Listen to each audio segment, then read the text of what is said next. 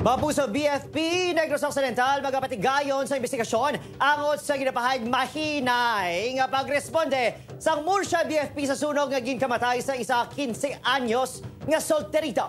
Nakatutok, Aileen Pedreso.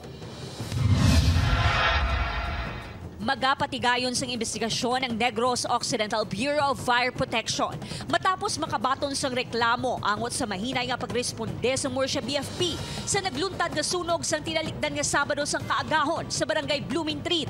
Madumduman nga nagresulta sa pagkautas ng kabuhi sang 15 anyos nga si Clarence Sichanova ang nasambit nga sunog matapos natrap sa nasunog nga balay.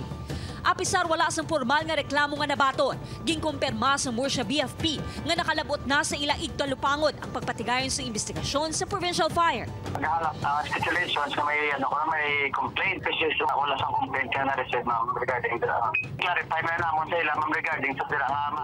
Una na nga nagpabutsyak sang pagkadismaya ang iloy kag mga himata ni Clarence angot sa ginaaligar mahinay nga pagresponde sa mga bumbero.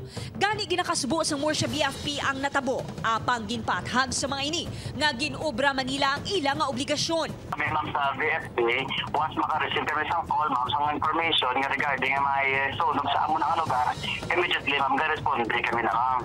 Samtang ginlubong na si Clarence. Apisan nga nagapati ang iloy kag mga himata sa kapaltahan sa pagresponde. Nagalaom sila nga magsirbi ini nga leksyon sa kadamaan agud hindi na maliwat ang kaangay nga insidente.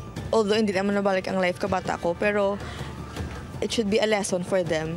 Upod Geruel Bangoy, Aileen Pedreso, One Western Visayas.